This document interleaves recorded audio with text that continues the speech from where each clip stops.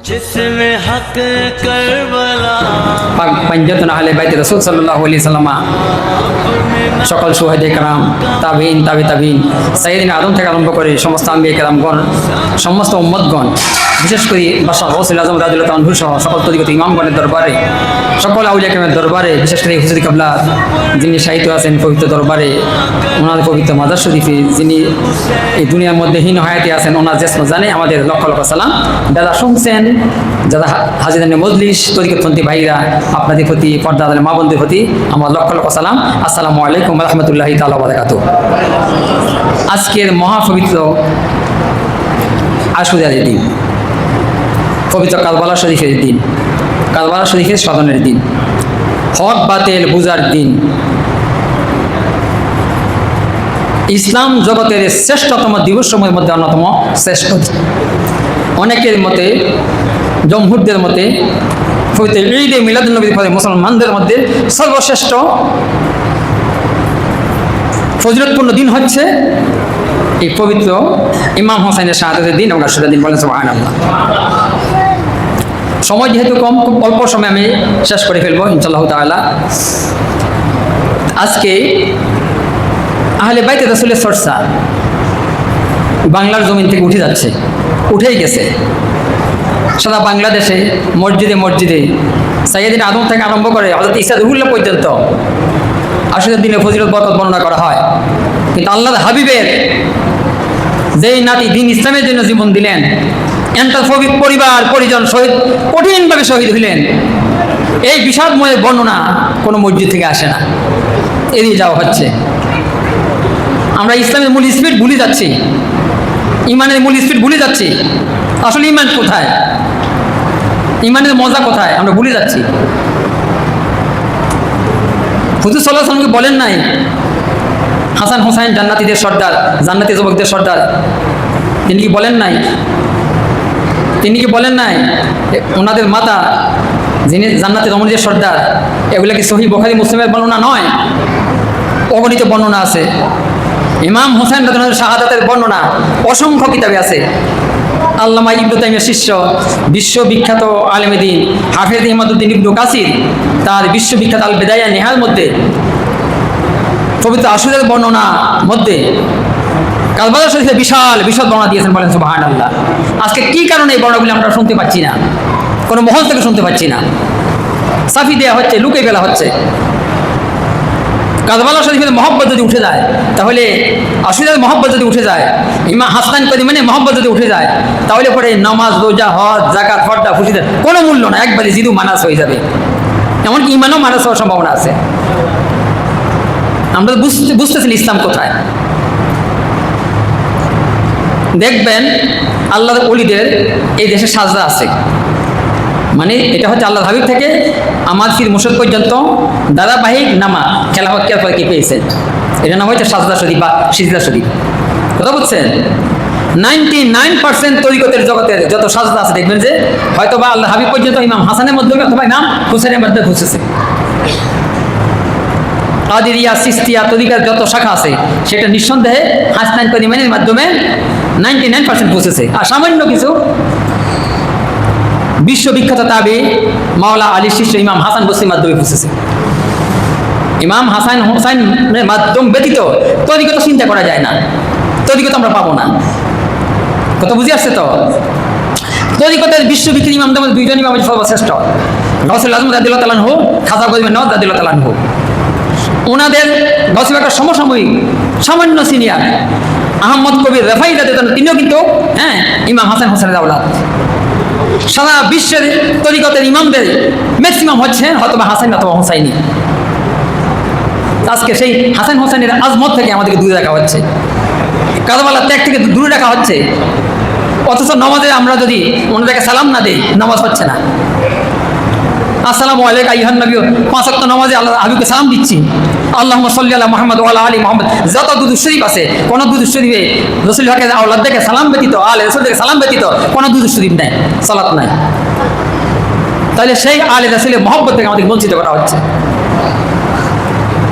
অথচ কারবালা শরীফের বর্ণনা খাজা গরিবের নওয়াজ রাদিয়াল্লাহু তাআলা আনহুকে জিজ্ঞাসা করা হয়েছে যে ইমাম হুসাইন রাদিয়াল্লাহু তাআলা সম্পর্কে কিছু জানতে চাই, আর পাশাপাশি ইয়াজিদ সম্পর্কে জানতে চাই। ইনি বললেন যে ইয়াজিদ নিয়ে বাবার আমার কোনো সময় নাই, আমি ওই ইমাম হুসাইনের প্রেমে মত্ত আছি, আমি ইমাম হুসাইনের চর্চার মধ্যে আছি। আমার দিন হুসাইন, আমার ইমাম হুসাইন, আমার ধর্ম হুসাইন, দিন আসতে হুসাইন, শাহ আসতে হুসাইন, বাদশা আসতে হুসাইন, দিন ফানা আসতে হুসাইন। কথা বুঝছেন?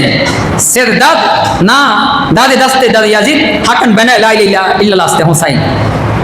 এই হুসাইন, আমার দিন হুসাইন, দিন হুসাইন, সবকিছু হুসাইন, আমার ইমান হুসাইন, সবকিছু হুসাইন। তিনি বললেন যে যিনি ইমাম হুসাইনের হাতে হাত দেন নাই, শির দিয়েছেন, হাত দেন নাই, বাতিলের সাথে আপোষ করেন নাই, জীবন দিয়েছেন, গর্দান দিয়েছেন, লা ইলাহা ইল্লাল্লাহ ভিত্তি হচ্ছে, অর্থাৎ ইসলামের ভিত্তি হচ্ছে, তাহলে ভিত্তি হচ্ছে হুসাইন রাদিয়াল্লাহু তাআলা বলেন সুবহানাল্লাহ। সুতরাং এই হচ্ছে খাজা গরিবের নওয়াজের আকীদা, বিশ্বাস, তরিকতের ইমাম, যার হাতে 90 লক্ষ মানুষ ইসলাম গ্রহণ করেছে, সারা বিশ্বের ইতিহাস সাক্ষী। আজকে আমরা কোন দিকে দাবিত হচ্ছি? দাবি করতে সিস্তিয়া সাবিরিয়া, বিশ্বাস করলে একটা বিরাট পোষণ বাংলাদেশে আছে, বলে যে আমরা তরিকতে কি সিস্তিয়া সাবিরিয়া, অথচ ইমাম হুসাইন রাদিয়াল্লাহু তাআলার কোনো চর্চা নেই, খাজা বাবার চর্চা নেই, খাজা বাবার শিক্ষা অন্তরে নেই। কিসের সৃষ্টি? কথা বুঝে আসছে তো? খাজা বাবা হচ্ছেন হুসাইনি হাসানি, গাউসী বাবা হচ্ছেন হাসানি হুসাইনি। বলেন না সুবহানাল্লাহ। ইসলামের মূল পড়া আল্লাহর হাবিবের আওলাদের মাধ্যমে। পৃথিবীর মধ্যে ইসলামের জন্য যত ত্যাগ আছে, মনে রাখবেন সমস্ত নবী রাসূলের মধ্যে সবচেয়ে বেশি ত্যাগ হচ্ছে রাহমাতুল লিল আলামিন নবী মুহাম্মদ রাসূলুল্লাহ ত্যাগ। এই ত্যাগের সাথে আর কোনো ত্যাগ কল্পনা করা যাবে না, বেনজির বেমিসাল ত্যাগ। আর উম্মতের মধ্যে সাইয়েদনা আদম থেকে আরম্ভ করে কিয়ামত পর্যন্ত সমস্ত নবী রাসূলের যত উম্মত আছে, আমাদের নবীদের উম্মত সহ কুল কায়নাতের সমস্ত উম্মতের মধ্যে সবচেয়ে বড় ত্যাগ হচ্ছে ইমাম হুসাইন রাদিয়াল্লাহু তাআলার অফুরন্ত ত্যাগ, যে ত্যাগ কারবালার জমিনে ঘটা দিয়েছেন। বলে সুবহানাল্লাহ। সুতরাং আমাদের দিন, আমাদের ইমানের স্পিড হচ্ছে হুসাইন রাদিয়াল্লাহু তাআলা পবিত্র মহরমের কারবালা শিক্ষা হচ্ছে এটাই। আমাদের এত সওয়াবের দরকার নাই, আমাদের এত সওয়াবের দরকার নাই। কারবালাকে মানাজ করে, হযরত আদম আলাইহিস সালাম থেকে আরম্ভ করে হযরত ঈসা রুহুল্লাহ পর্যন্ত এত ফজিলত বর্ণনা করে, কারবালা বর্ণনা থাকবে না, এই বর্ণনা আমাদের দরকার নাই, এই ধরনের সওয়াব আমাদের দরকার নাই। আমরা ওই সওয়াব বুঝি না, আমরা ওইটাই আছি যেখানে আল্লাহ হাবিবের আওলাদগণ আছেন। আমরা ওই ইসলামে আছি যে ইসলামের মধ্যে আওলাদ রাসূলগণ আছেন, আহলে বাইত রাসূল আছেন, পাক পাঞ্জাতন আছেন। বলেন সুবহানাল্লাহ। সেই ইসলামের মধ্যে সাহাবায়ে কেরাম ছিলেন, সেই ইসলামের মধ্যে তাবিঈনগণ ছিলেন, সেই ইসলামের তরিকতের সকল ইমামগণ ছিলেন, বিশেষ করে বাদশা গাউসুল আজম ছিলেন, খাজা বাবা ছিলেন। বলেন সুবহানাল্লাহ। মুজদ্দিদ আল-হাসানী রাদিয়াল্লাহু আনহু ছিলেন। এরা অন্য কোনো কিছু কল্পনা করেন নাই। সুতরাং এখন আমাদের নতুন কোনো ইসলামের নতুন কোনো ব্যাখ্যা আমাদের কোনো দরকার নেই। একটাই কথা মনে রাখবেন, আমরা হয়তো শরীয়ত লঙ্ঘন করে শিয়াদের মতো আমরা ওই রাস্তায় নাচানাচি করবো না, ফিটেফিটি করবো না, কথা বলছেন, এগুলো করবো না। কিন্তু এটাও সত্য কথা যে বিদায় আর নেহার বর্ণনা হযরত উম্মে সালমা যখন আল্লাহ হাবিবকে দেখেছিলেন, ইয়া রাসূলুল্লাহ আপনার এই অবস্থা কেন? সাদা শরীরে কাদা, মলিন অবস্থা, ধুলাবাড়ি আছে, দাড়ি মোবারকের মধ্যে কাদা লেগে আছে, হাতের মধ্যে শিশির মধ্যে রক্ত মোবারক। বলেন সুবহানাল্লাহ। লাল রক্ত। আল্লাহ হাবিব কান্না জড়িত কণ্ঠে বলে, উম্মে সালমা তোমার কি জানা নেই আমি এই মাত্র কারবালা শরীফ থেকে আসছি, আমার হোসেনকে আমার বিদ্রোহী উম্মতগণ শহীদ করে দিয়েছে। বলে সুবহানাল্লাহ। এবং তার রক্ত আমি এই শিশির মধ্যে নিয়ে আসছি। তাহলে পরে এত বুঝা গেছে আল্লাহ হাবিব নিজে কান্নাকাটি করেছেন, কারবালা শোকে কান্নাকাটি করেছেন, গড়াগড়ি করেছেন, শরীর মোবারকের মধ্যে কাদা লেগেছে। বলে সুবহানাল্লাহ। ইশকের কোনো দলিল নাই, প্রেমের কোনো দলিল নাই। যদি আল্লাহ হাবিবের প্রেমে, কারবালার প্রেমে যদি কোনো ব্যক্তি হিতের জ্ঞান হারিয়ে যদি গায়ের মধ্যে মাটি লাগায়, তাহলে এটা না যায় না। বলে সুবহানাল্লাহ। ইশকের কোনো দলিল নাই, আজকে রাসূলের কোনো দলিল নাই। প্রেম ভিন্ন জিনিস, এটা মনে রাখবেন। এটা আমরা শরীয়তে বরখলাপ করে আমরা এগুলো করবো না, কিন্তু আবেগে যদি কেউ কিছু করে আমরা খারাপ বলবো না। বলেন সুবহানাল্লাহ। প্রেম ভিন্ন জিনিস। এই জন্যে আজকের এই মহান দিবসের মেন শিক্ষা হচ্ছে আল্লাহ রাব্বুল আলামিন আমাদেরকে যাতে আল্লাহ হাবিবের আজমত মুস্তফা আমাদের কলবে অন্তর্ধারণ তৌফিক দান করেন। পাশাপাশি আলে রাসূল, আলে বাইতে রাসূলের মহব্বত, বিশেষ করে হাসান তালিমাইনের মহব্বত যাতে আমাদের অন্তরে আমরা ধারণ করতে পারি। পাক পাঞ্জাতন আলে রাসূলের মহব্বত যাতে আল্লাহ রাব্বুল আলামিন আমাদের অন্তরে ধারণ করতে তৌফিক দান করেন। পাশাপাশি সকল ইমাম তরিকতের যারা আছেন তাদের পবিত্র কদমে যাতে আমাদেরকে স্থান দেন। বর্তমান হাল জমানায় কাঠবালু ভক্ত দরবার শরীফ সহ এদিকে হকানি দরবার বিশ্বে যেখানে আছেন এই সমস্ত ফিজ মাসাইকের আমাদের যাতে ফয়েজ বরকত তাদের সিলসিলার মধ্যে তাদের দামানে থাকবার তৌফিক দান করেন। আপনারা নিঃসন্দেহে ভাগ্যবান, আপনারা এমন এক হাস্তির আপনারা সংস্পর্শে আসেন আপনারা আল্লাহ তৌফিক দিয়েছেন। বিশ্বাস করেন এই বর্তমান জামানায় ম্যাক্সিমাম দরবার বলেন ফিজ মাসাইক বলেন, আমি কারোর বিরুদ্ধে বলছি না, দুহানি আজমত দুহানি স্পিড সব ধ্বংস হয়ে গেছে। আপনাদের দরবার এখনো সেই মেইন ফ্লোরের মধ্যে আছে, দড়িয়ে আছেন। এই জন্য প্রত্যেকে বর্তমান হুজুর কাবলাকে দোয়া করবেন, আল্লাহ পাক যাতে ওনার লম্বা হায়াত দান করেন, আমরা যাতে ওনার ছায়াতলে থাকতে পারি। ওনার সাহেব যারা আছেন এদেরকেও যাতে আল্লাহ পাক হুজুর কাবলার উসিলায় আল্লাহ হাবিব উসিলায় তাদেরকে যাতে ন্যায় হায়াত দান করেন এবং ওনাদের বংশের মধ্যে যাতে বড় বড় আলেম আল্লাহ পাক বানিয়ে দেন, যারা পরবর্তী পর্যায়ে ইসলামের এই অঞ্চলের মধ্যে বাংলাদেশের মধ্যে ইসলামের ধারক বাহক হিসেবে কাজ করতে পারেন, তরিকতে খেদমত আঞ্জাম দিতে পারেন। এই যে মার্কাজ হচ্ছে এই মার্কাজ, এই মসজিদ যাতে অনেক বড় মসজিদ, এই মার্কাজ যাতে এখানে যাতে একটা সুন্নিয়তের বড় একটা তরিকতের মার্কাজ গড়ে ওঠে, আমরা সবাই অন্তর থেকে দোয়া করি, সাহায্যে হাত প্রসারিত করি। তো যেহেতু আজকে হুজুর কাবলা খুব সংক্ষেপে প্রোগ্রাম শেষ করার কথা বলছেন, তাই না? আমি কিছু বলতে পারবো না? আচ্ছা, আলহামদুলিল্লাহ। তো যাই হোক, হযরত বললেন যে কিছু কথাবার্তা বলার জন্য। না না না, কষ্ট না। আমি অনেক অসুস্থ নিয়ে রওনা দিছি, বিশ্বাস করেন। বুকে ব্যথা ছিল এবং নিঃশ্বাসে অসুবিধা হচ্ছিল, কিন্তু মনের স্পিড, আমি এখানেই আসতাম কোনো একটা কারণে আমি একটা প্রোগ্রামে আটকে গেছি, আমি অর্ডার দিয়ে ফেলছিলাম, আমাকে আমার কলেজে গিয়ে দাওয়াত দিয়ে আসছে। দাওয়াত দিয়ে আসার কারণে আমি হঠাৎ করে হাঁ বলে ফেলছি। হাঁ বলার কারণে পরে আমি চিন্তা করছি, তো তিনি তাৎক্ষণিক আবার ওই যে দাওয়াতি কাট করে আমাকে পাঠাই দিয়েছেন। তো আমি চিন্তা করছি যে আগ থেকে নিয়ে এসেছিল যে আমি আজকে এখানে আসবো ইনশাল্লাহ তাআলা, অনেকদিন আসতে পারছি না, তাই জন্য মনে মানতেছিল না। কিন্তু আমি কীভাবে আসছি, আমার সত্যি প্রেমের কারণে, হুজুর কাবলা হয়তো ফয়েজ বরকতের কারণে আমার অসুস্থতা অনেকটা কিন্তু কমে গেছে, বলেন সুবহানাল্লাহ। মহব্বতের কারণে। সেই জন্যে হুজুর কাবলা যাতে আমাদের এই গুণাগারটির দিকে, আমাদের এই মরা কলবের দিকে, যাতে আমাদেরকে একটু দৃষ্টি দিয়ে আমাদের কলবকে আল্লাহ মদিনা দেখায় না বানিয়ে দেন। এটাই আমরা হুজুর কাবলার কদমে আমরা আরজ করছি। যিনি শুয়ে আছেন তরিকতের জগতের বিশ্ববিখ্যাত একজন সম্রাট, যিনি শুয়ে আছেন, এখান থেকে বসে তিনি নিয়ন্ত্রণ করছেন, অনেক কিছু নিয়ন্ত্রণ করছেন। আমরা বুঝবো না, যাদেরকে আল্লাহ পাক চক্ষু দিয়েছেন তারা বুঝবেন। এবং আপনাদের এই নিসবতটা অনেক শক্তিশালী নিসবত, আলহামদুলিল্লাহ। আপনাদের এই নিসবত বিশ্বাস করেন অনেক শক্তিশালী নিসবত। দুহানি জগতে অনেক স্পিড আছে, যেটা নাকি অনেক বড় বড় দরবার আছে, যারা নাকি এটা থেকে মা দেবে। তো এই জন্যে আল্লাহর কাছে আমি নিজে আনন্দিত হয়েছি, শুকরিয়া আদায় করছি যে মহান পাপি আমি এখানে আসতে পেরেছি এবং এই দরবারে আসছি। হুজুর কাবলা নিঃসন্দেহে একটা দোয়া ছিল বিদায় আমি আসছি আজকে, আলহামদুলিল্লাহ শরীরটা আমি আসে খুঁজছি। তো যাই হোক, আজকে আজ কিছু কথাবার্তা বলছি, সেটা হলো এই, আমরা যে আবাদত করছি, বিশ্বাস করেন পৃথিবীর মধ্যে সর্বশ্রেষ্ঠ মুসলমান হইলেই সবচেয়ে আবাদত হচ্ছে কি? নামাজ। ইমানের দাবি কি? নামাজ। যে প্রথম সূরা বাকারা আরম্ভ হলো, কি বলা হয়েছে? যে প্রথম ইমানের কথা বলে, লা রাইবা ফীহি হুদাল লিল মুত্তাকিন আল্লাযিনা ইউমিনুনা বিল গায়ব। ইমানের কথা মনে হলে অদৃশ্য প্রতি বিশ্বাস আনলাম। সাথে সাথে কি বললেন? ওয়া ইয়াকিমুনাস সালাত, নামাজের কথা, নামাজের কথা বলা হয়েছে। তো সেই নামাজের মধ্যে, নামাজটা কি জিনিস আমরা শুনে আবার, সেই নামাজের মধ্যে একটু আগে যেটা বললাম, আল্লাহ হাবিবকে সালাম দিই না আমরা প্রত্যেকটা নামাজে, আত্মাইতের মধ্যে কি করি? আসসালামু আলাইকা আইয়ুহান নবী। তো কাউমি আমল আমাদের সব জায়গায় ব্যাখ্যা করে। আমি বাংলাদেশের বিখ্যাত কাউমি আলেম, আমি নাম বলছি না, তাবক তো শুনলাম, সে বলে কি, একজনে বলছে, তো ওনার সুন্নিরা তো বলে এই আপনারা সবাই মিলে নাকি নামাজে সালাম দেন। না না না, আমরা সালাম দিই না, আমরা সালাম নিয়ে তো করি না, আমরা করি এটা তেলাওয়াত করি। কোরআন যেমন তেলাওয়াত করি, ঠিক আত্মাহিতে তেলাওয়াত করি, আসসালামু আলাইকা আইয়ুহান নবী, আমরা এটা তেলাওয়াত করি, বলেন নাউজুবিল্লাহ, আমরা সালাম দিই না। কিন্তু ইমাম গাজ্জালী রহমতুল্লাহ রেফারেন্সটা আমি একটু আগে দিয়ে আসছি। ইমাম গাজ্জালী রহমতুল্লাহ ইহইয়া উলুমুদ্দিন আদবি নুসখা মেন কিতাবে দেখবেন আপনারা, বাংলায় অনুবাদ পরিবর্তন হয়ে গেছে অনেক। পাকিস্তান পিরিয়ডে দুইটা অনুবাদ খুব ভালো, যদি পুরাতন নুসখা পান আপনারা নামাজ অধ্যায় দেখবেন। আদবি নুসখার মধ্যে ইমাম গাজ্জালী রহমতুল্লাহ বলছেন, তুমি যখন নাকি আত্তাহিয়াতের মধ্যে আসসালামু আলাইকা আইয়ুহান নবী বলবে, ইজা কারাতা ফি তাশাহুদে আসসালামু আলাইকা আইয়ুহান নবী উদুর ফি কলবিকা নবী সাল্লাল্লাহু আলাইহি ওয়াসাল্লাম, তুমি তোমার কলবের মধ্যে নবী মুহাম্মদ রাসূলুল্লাহকে হাজির জেনে সালাম দাও, বলে সুবহানাল্লাহ। ইমাম গাজ্জালী বলছে, ইমাম গাজ্জালী কি আমার মতন আলেম, আপনার মতো আলেম, এই যুগে কোন আলেমের মতন আলেম? হুজ্জাতুল ইসলাম, যার একটা কিতাব নিয়ে, ইহইয়াউল উলুম কিতাব নিয়ে পরবর্তী যুগের বিশ্ববিখ্যাত আলেমগণ বলেছেন যে ইসলাম জগৎ থেকে যদি সমস্ত কিতাব যদি বিলুপ্ত হয়ে যায় আর যদি দুনিয়ার মধ্যে ইহইয়াউল উলুমুদ্দিন যদি থাকে, তাহলে এর মাধ্যমে গোটা ইসলামকে আবার পুনরায় জীবন দান করা সম্ভব বলেন সুবহানাল্লাহ।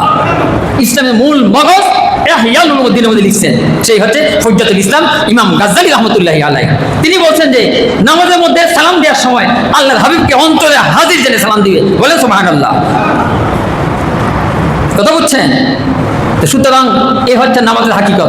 নামাজ আল্লাহর জন্য, সেই আল্লাহর নামাজের মধ্যে আল্লাহ হাবিবকে সালাম দিতে হয় এইভাবে। পাশাপাশি দুরূদ শরীফ পড়তে হয়, আল্লাহুম্মা সাল্লি আলা মুহাম্মদ ওয়া আলা আলি মুহাম্মদ। রাসূলের বংশধরের প্রতিও কি করতে হয়? দুরূদ সালাম পেশ করতে হয়। কথা বুঝে আসছে? নামাজের হাকিকত কি তাহলে? নামাজ আল্লাহর জন্য, আল্লাহর হাবিবকে সালাম না দিলে পরে তা বংশধরের প্রতি যদি আমরা দুরূদ সালাম পেশ না করি, নামাজে হয় না, বলেন সুবহানাল্লাহ। এত বড় নামাজি হয়ে গেছে, নামাজের মূল স্ট্রিট আমরা বুঝি না। এই জন্য মনে রাখবেন যে আহলে বাইতের মহব্বত ব্যতীত নামাজ না পড়লে নামাজ হবে না। আহলে রাসূলের মহব্বত ব্যতীত যদি নামাজ পড়া না হয় তাহলে সেই নামাজ হবে না। নামাজ পড়তে হবে আল্লাহর হাবিব তার আহলে মহব্বত নিয়ে নামাজ পড়তে হবে। কথা বলছেন? তাদের যোগ্য তুষির হচ্ছে বর্তমানে আউলিয়া কেরামগণ, হক্কানি আল্লাহ দলিগণ হচ্ছে নায়েবে রাসূল, হাসান কারিমাইনের নায়েব, গাউসুল হকের নায়েব, খাজা বাবার নায়েব, মুজদ্দিদ আল হোসেন রহমাতুল্লাহ নায়েব, হ্যাঁ, শেখ আহমদ সিরহিন্দি ফাদিক রহমাতুল্লাহ নায়েবেরা। মনে থাকবে? সুতরাং তাদের মহব্বত নিয়ে আমরা জীবনের সমস্ত দুনিয়াবি কাম এবং আখিরাতমুখী সমস্ত কাম আমরা আঞ্জাম দিব, বলেন সুবহানাল্লাহ। আল্লাহ হাবিব বলেন নাই আনামিন হোসাইন হোসাইন মিন্নি, আমি হোসাইন হইতে হোসাইন আমা হইতে। এটা রহস্য কি? এটা রহস্য কি? আমি হোসাইন হইতে আলাইকা সালাওয়াতুল্লাহ আরশোকা কাবা মদিনা, ফরশোকা কাবা মদিনা, কাবে কা কাবা মদিনা, জান্নাতুল মাওয়া মদিনা, ইয়া নবী সালামু আলাইকা, ইয়া রাসূল সালামু আলাইকা, ইয়া হাবিব সালামু আলাইকা, সালাওয়াতুল্লাহ। ইয়া রাব্বি সাল্লি ওয়া সাল্লিম ওয়া বারিক আলাইহি।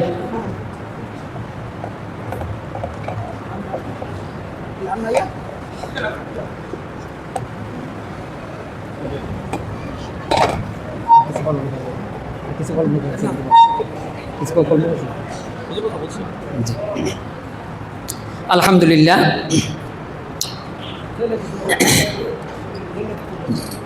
আমি 5 মিনিটে ছেড়ে দিচ্ছি, আলহামদুলিল্লাহ 5 মিনিট।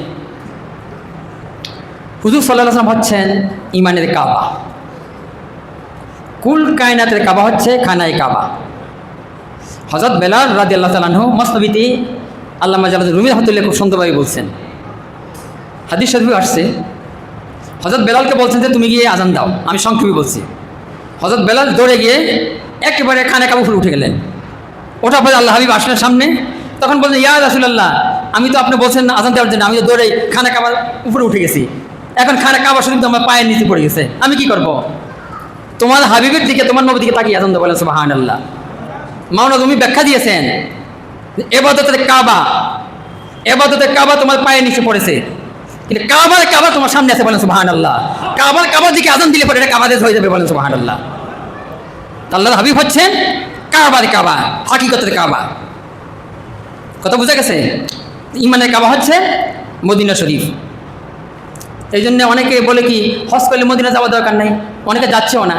এবং অন্যান্য গ্রুপে যারা আছেন বলে যে হজের ফাংশনের মতো মদিনা শরীফ উল্লেখ নাই, জিয়ারত করা যেতে পারে, না গেলে সমস্যা নেই, বলেন নাউজুবিল্লাহ। কিন্তু দেখেন মদিনার বরকত আমাদের ইমামরা কেমন করছে, যে ইমাম মালিক রহমতুল্লাহ হজ ফরজ হওয়ার কারণে একবার গেছেন, কবে গেছেন? মক্কাতে একবার, দ্বিতীয়বার কোনোদিন উমরা করতে যান নাই। এটা হচ্ছে সহিহ বর্ণনা। উনি আর দ্বিতীয়বার জানেন খানে কাবাতে। তো ওনার সাথীরা বললেন যে আপনি মক্কা যাচ্ছেন না কেন? সবাই তো প্রতি বছর উমরা করার জন্য যাচ্ছি।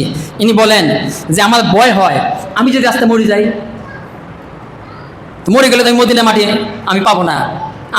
আমার একই বিশ্বাস, আমার প্রেম, আমি যাতে মদিনা মারা গেলে পরে যাতে মদিনাতে আমাকে দাফন করা হয়। আল্লাহ হাবিবের প্রতিবেশী হিসাবে আমি মদিনা থাকতে চাই, কারণ আল্লাহ হাবিব বলছেন যে ব্যক্তি আমার পাশে থাকতে চায় আমি হাসতে তার সুপারিশ করবো, বলে সুবহানাল্লাহ। ইমামদের আকীদা ছিল আল্লাহর হাবিবের সান্নিধ্যে থাকা, মদিনায় থাকা। হজ একবার হয়েছে, হয়ে গেছে, আর দরকার নাই। হ্যাঁ, মদিনায় থাকা। আর বর্তমান যুগে আমরা আলেমরা ব্যাখ্যা দিচ্ছি যে না, মক্কার দিকে যাও, মক্কায় যাও, মদিনার দরকার নেই, বলেন নাউজুবিল্লাহ। তাহলে আমরা কি মুকাল্লিদে মুজতাহিদ, আমরা হচ্ছে মুকাল্লিদ, ইমামদের অনুসারী। তাহলে ইমামদের আকীদা ছিল মদিনা, আর আমাদের আকীদা হবে মদিনা, বলেন সুবহানাল্লাহ। আমরা মদিনা মুনাওয়ারার আল্লাহ হাবিব সাল্লাল্লাহু আলাইহি সাল্লামের যোগ্য উত্তরসূরি হচ্ছেন ইমাম হাসান হোসাইন। এই জন্য মাওলানা রুম বলছেন এই দুই যুগে একত্রিত করলে নবী মুহাম্মদ রাসূলুল্লাহ সাল্লাল্লাহু আলাইহি সাল্লাম।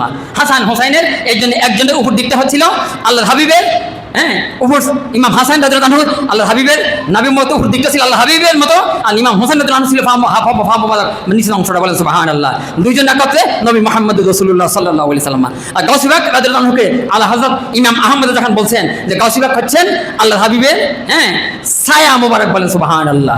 এই নশ্বর জগতে আল্লাহর হাবিবের কোনো ছায়া ছিল না, কারণ তিনি হচ্ছেন হাসানি হোসাইনি সকল তরিকতে ইমামদের সর্দার, বলেন সুবহানাল্লাহ। এই সমস্ত তরিকতে ইমামগণ যখন নাকি আশুরা মাস আসতো, ইমাম হুসাইন রাদিয়াল্লাহু আনহু প্রেমে তারা উদ্দীপিত হয়ে যেতেন এবং যৌক শৌক সহকারে এই আশুরার দিন পালন করতেন, বিশেষ করে কারবালা শরীফের প্রোগ্রাম পালন করতেন, বলেন সুবহানাল্লাহ।